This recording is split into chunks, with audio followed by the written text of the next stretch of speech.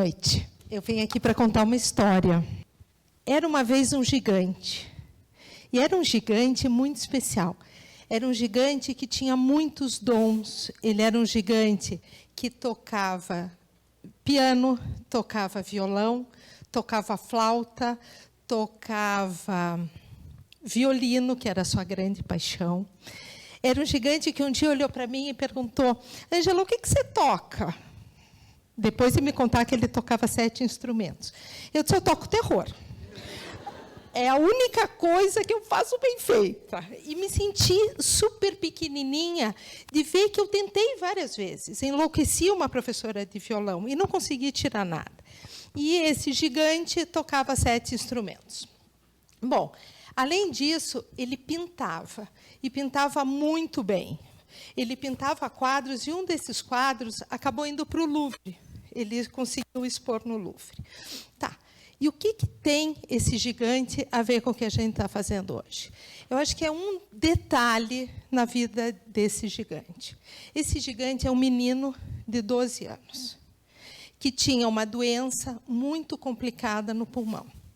Ele tinha uma fibrose pulmonar idiopática.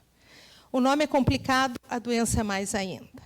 Então, esse menino se manteve ligado a um fio a vida inteira. E a vida dele estava sempre por um fio. Mas isso não impediu que ele andasse de bicicleta, que ele pintasse, que ele não foi para o Louvre, mas a obra foi. Que ele tivesse tudo isso e fosse muito amado. Mas ele foi crescendo e a doença foi piorando. E chegou num ponto que ele precisava de um transplante. Precisava de um transplante pulmonar. A equipe se dividiu. Faz o transplante ou não faz o transplante? Ele não queria. Ele era um menino extremamente religioso e ele achava que, se fosse para fazer o transplante, Deus ia mandar um sinal. A família também não queria, porque já tinha tido um caso na família de transplante que não deu certo. A família não queria. Até que ponto, como equipe de saúde, a gente pode ir? A gente tem o direito de dizer: não vai fazer e pronto, é a tua vida, vamos salvar. É claro que a gente tem que pensar muito, mas pensar quem? Pensar como? Pensar onde? Até quando? Até onde ir? Esse gigante conseguiu que a equipe inteira parasse e pensasse. A gente vai ter que conversar sobre isso. A gente vai ter que se reunir e tentar chegar a um acordo. Então, se a gente pensar, a gente criou, que tem o nome do menino, o Comitê de Bioética Hospitalar. Então, no hospital, agora, a gente tem esse comitê. O que é isso? Quando a gente fala, é um comitê de bioética, a gente vai dar norma? Não. A gente vai sentar e conversar sobre o caso. Então, o que a gente fez? A gente juntou várias pessoas com vários saberes, cada um com o seu saber. Cada um com uma peça de um quebra-cabeça, como se fosse um quebra-cabeça. Eu sou psicóloga, eu tenho a minha pecinha. Eu consigo ver esse menino pelo lado psi. Mas isso é tudo? Não é. Eu não consigo ter uma visão ampla do caso dele. Então, o que nós fizemos? Nós juntamos vários saberes. No Comitê de Bioética tem médico, tem enfermeiro, tem assistente social, tem teólogo, tem filósofo, psicólogo, nutricionista, e mais vários saberes. Cada um com a sua peça do quebra-cabeça. Cada um para mostrar como é que a gente vai discutir sobre isso. Cada um, e assim, gente, e sempre pensando na criança e na família. Todas as reuniões são comunicadas à família, e muitas delas, não todas, a família participa. E muitas vezes a criança participa. Então, a gente vai pensar nos conceitos básicos da bioética. Eu não vou dar uma lição de bioética aqui para vocês, que não é o caso, mas os conceitos básicos. A gente vai pensar sempre na autonomia do paciente. Por menor que ele seja, ele tem que ter autonomia. A doença é no corpo dele. E a autonomia é deixar com que ele se torne agente no processo de doença. E o comitê vai fazer com que a gente dê vida em processo de morte. Isso que é o importante. Então, a gente vai pensar sempre o que é importante para ele, o que ele pode fazer. Ele não quer ficar na cama, ele quer... Vamos discutir, pensar nisso. Até que ponto vai a autonomia dele? Até que ponto uma criança de 12 anos pode dizer, não quero transplantar? Sabendo que, se ele não transplantar, ele vai morrer. Então, como é que fica isso? O comitê tem poder para dizer, então não transplanta? Não. Mas a gente tem que pensar sobre isso. Dar voz àquela criança e àquela família. Depois a gente pensa na beneficência. A beneficência é um conceito que não pode ser esquecido em momento algum. Às vezes, a gente não consegue sarar, como no caso dele. Não dava mais para sarar, não tinha cura. Mas aí entra o cuidar. E esse cuidar tem que ser muito ampliado. Passando da beneficência, a gente vai pensar na não maleficência. Se a gente não pode fazer o bem, o mal, a gente pior ainda. Então, o que a gente pode fazer para que não cause mal? Gente, a gente vive numa sociedade onde, se a gente pensar, a gente mantém uma pessoa viva muitos anos. Mas o que é vida? O que é vida? Ficar numa UTI, entubado, sem contato com o mundo, isso é vida? Então, é parar e pensar. E uma coisa que o comitê traz, que é muito forte, é assim, o que é vida, não para mim, Ângela. Eu tenho o meu conceito de vida. Não interessa. Interessa o que é vida para aquele paciente e para aquela família. O que é importante para aquele paciente e para aquela família, não para mim. Eu estou lá para pensar junto com os outros e conseguir ampliar essa visão e ver esse paciente e essa família de um jeito muito maior, muito mais amplo. A gente vai pensar também no conceito de justiça.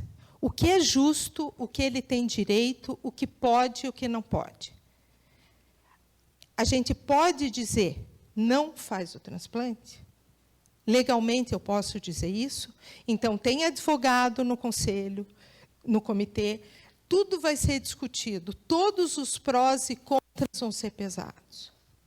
Esses quadros que vocês estão vendo são todos dele. Tá? Ele pintou todos esses quadros.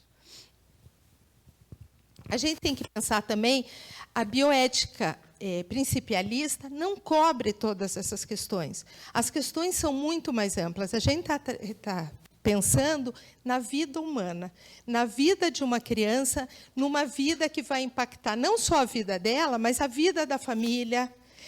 Eu não contei no comecinho, ele era um menino com tanta vontade de aprender e de passar, que ele criou uma escolinha.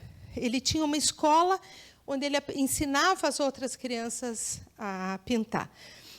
Eu tenho com autorização da família algumas fotos, e vocês vão ver que vocês podem até ter visto ele nas mídias, porque ele apareceu muito. Então, o que é vida para um menino que adorava andar de bicicleta, mesmo ligado por um fio, que adorava pintar, que adorava escrever poesia, que adorava se comunicar, que gostava de festa? O que é vida? Ficar numa UTI? Preso num respirador? Então, tudo isso é discutido nesse comitê de bioética. A gente não está lá para dar ordem para médico, não é essa a questão. A gente não está lá para julgar, a gente está lá para ajudar, para dividir uma missão.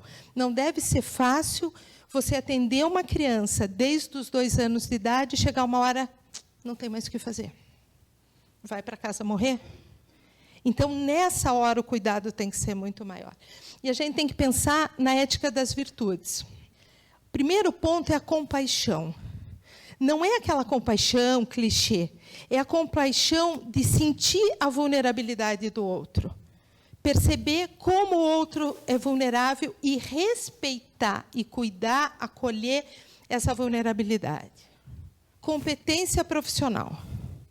Qualquer profissional da área de saúde, e isso eu acredito que em qualquer área, precisa ter competência profissional.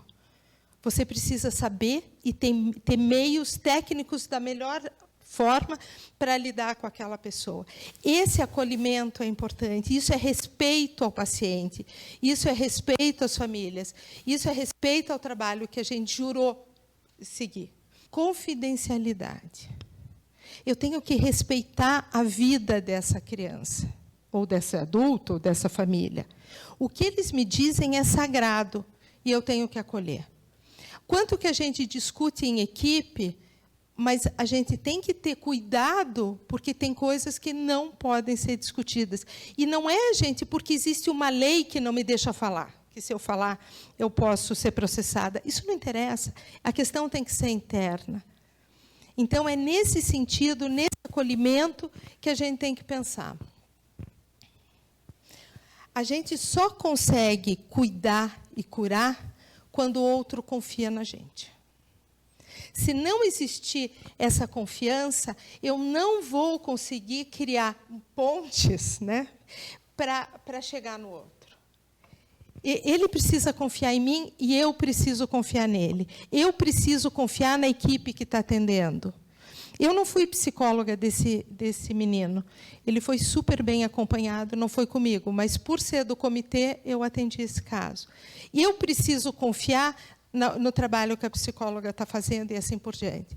Se a gente não confiar, se a gente não tiver uma transparência nesse atendimento, a coisa não vai andar. Consciência. Eu preciso parar e refletir. O que eu estou fazendo? O que eu estou fazendo está indo de acordo com esses parâmetros? O que eu posso fazer mais é parar e refletir, parar e ouvir aquela família, ouvir a equipe, que está todo mundo sofrendo nessa hora. Então, a consciência nesse sentido. Gente, esse é o menino. Então, se vocês forem ver, ele está com oxigênio o tempo inteiro. Ele está ligado por um fio. Essa questão, ele trouxe para a gente, um hospital que agora está fazendo 100 anos, esse menino trouxe uma lição que não teve preço. Ele trouxe a lição que sozinho eu não sou ninguém. Que eu preciso sentar e discutir com os outros. Eu preciso acolher o saber dos outros. Eu preciso respeitar o saber da moça que está fazendo a faxina. Ela está lá o tempo inteiro. Ela sabe, às vezes, muito mais do que eu, que entro, falo e vou embora. Ela está acompanhando, então ela tem que falar também.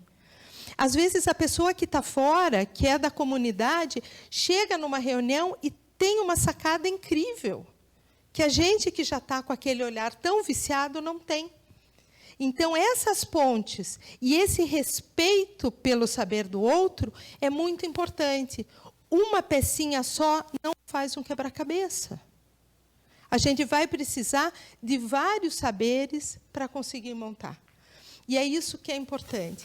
O menino nos trouxe uma vivência que foi única e que a gente espera, e, graças a Deus, está conseguindo repetir em muitos casos. E a gente não quer que essa forma de resolver conflito seja só intramuros. A gente quer que isso passe, que isso seja uma filosofia de vida. A filosofia de olhar para o outro como alteridade, de respeitar o outro como um ser pleno, igualzinho a mim, que tem a vontade dele, não a minha, e que eu não tenho direito nenhum de impor. Até banho de cachoeira ele conseguiu tomar. Então, gente, a gente tem muito a agradecer a esse gigante, porque pelos ombros dele nós conseguimos enxergar muito, muito além.